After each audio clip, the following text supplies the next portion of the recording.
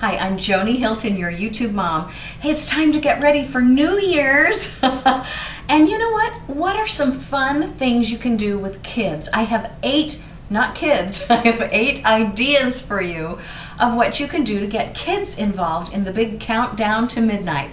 First one is write times on balloons and let them, as they count each hour down, you start whenever you like, they pop a balloon, and I'll show you what happens. Let's try 7 p.m.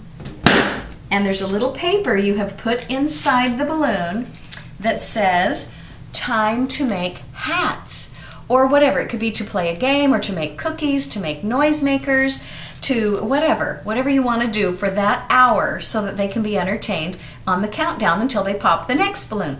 So since it said time to make hats, let's talk about hats. Hats are so much a part of New Year's. This one is made from a paper plate. You just cut out a circle and then cut out the numbers of the year. Cone-shaped hats are popular, as you can see on this one. But guess what? For New Year's, we all have a lot of tinsel and stuff around the house this time of year.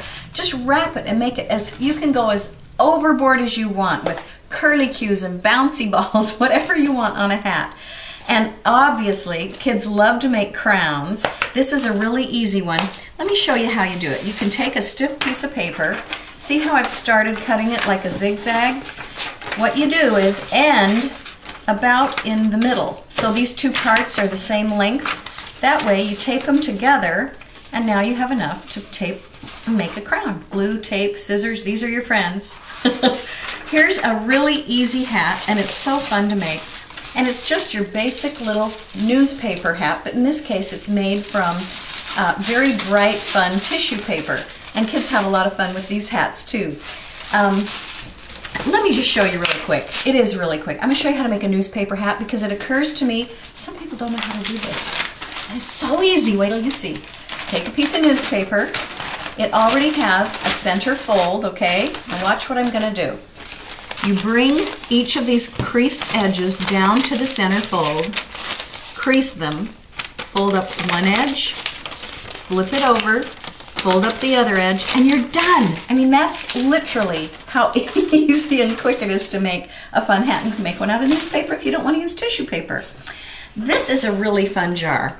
What you do with this, and this is a tradition you can start this New Year's, write down all the fun things you did this year. We went camping, I got a pet fish, whatever. Grandma came to visit. And you put these items in a jar and you save it. And then next year on New Year's Eve, you draw them out and reflect on all your memories of the past year. It's a really good way to remember that a lot of cool things did happen.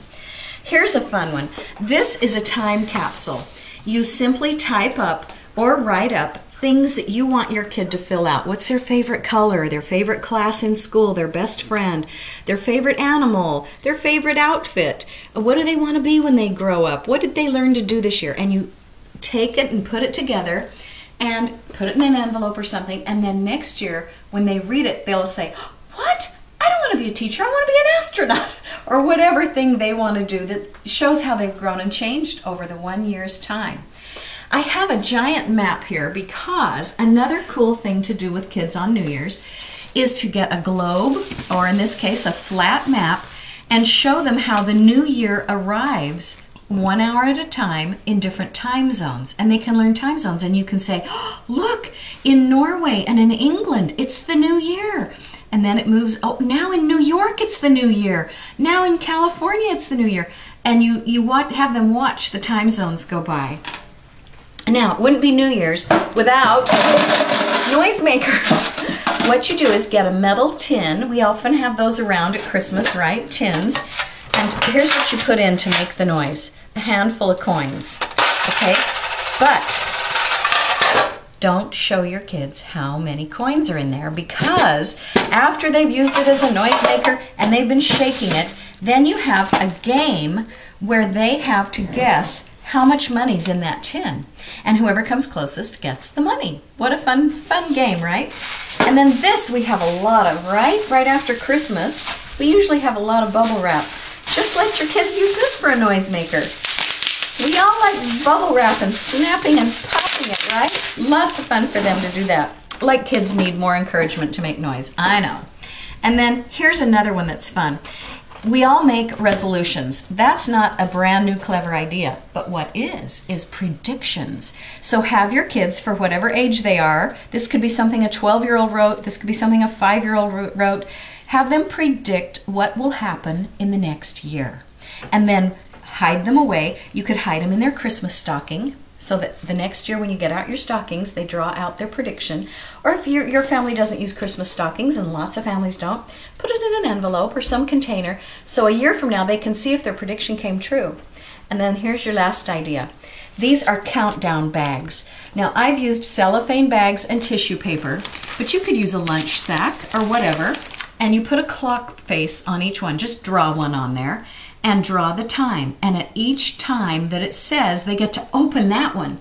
And it might be a puzzle or a game, it might be a fun riddle, that costs nothing. It might be just a little inexpensive toy, or some warm little booty socks or something, or a suggestion of something fun to do, and they count it down as they get ready for midnight when it's the new year. So those are some fun, kid-friendly ways to help them be part of the celebration. I'm your YouTube mom. Hey, check out my website, Joni Hilton, JoniHilton.com, and buy my books and subscribe, and we'll see you next time.